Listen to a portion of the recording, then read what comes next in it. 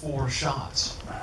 And I mean, done with that crane, like a helicopter coming out and riding high. I mean, in terms of just telling a story, the economy of language, that's amazing. And I just have to make a note, everything that you've seen so far, and you're going to see to the rest of the session, they're all used prints, some of which are 30 years old. It's unbelievable. I'd like to go to Tony's next clip. And Tony, if you can set this up for us. This is something entirely different. Before I do that, I had mentioned that there was something I wanted to say about the narrator on The Dream is Alive. I think you might enjoy this story. Before we recorded the full narration, we were doing a trailer. And Graham sent me down to New York to record Walter Cronkite at CBS, and he said, you don't really need to write the lines because he's a journalist, you know, he'll want to put his own spin on it, so I didn't really do much of anything. And it was very daunting for me to go into the CBS studios, and Mike Wallace was flying out of one door and various people, and I was moved to the inner sanctum until finally a door flew open and Walter Cronkite came out, and I had 30 seconds going down the hall to the recording studio with him to explain how IMAX sound worked and what the movie was about, and the whole thing was all done at Frog March pace. And so we went in there, and of course he just read the unfinished words that I had done, and that was that. And I thought, I can't go back with just one take. I mean, you know, I'm not doing my job. So I said, well, Mr. Cronkite, that was absolutely wonderful. I wonder if we could try one with a slightly different approach. Maybe, I know it's a big theater, but just speak as if you were talking to your family.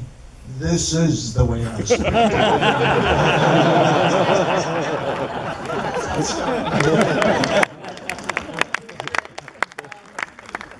So, yes, this is a very different, but in the same spirit of taking people where they haven't been before. I wanted to show this sequence because, you know, it's from Hubble, and there were lots of things to choose from that, not least the fantastic efforts of the crew that did that high wire act repair that was just incredible. But I wanted to show what the sort of ultimate result then in 2009 was with the Hubble, the repaired Hubble.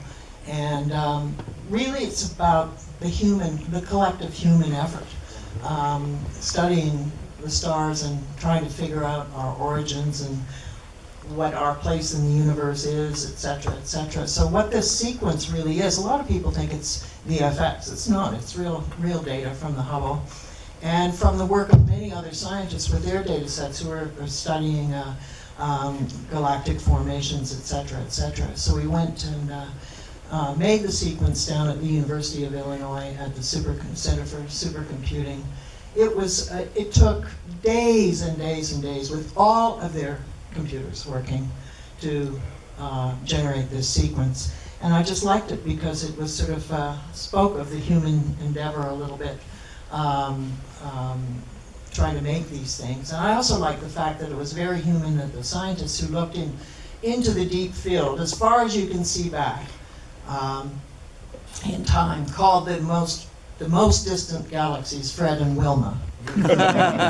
So always human. So that's the story of this sequence. Let's run the clip from Hubble, please.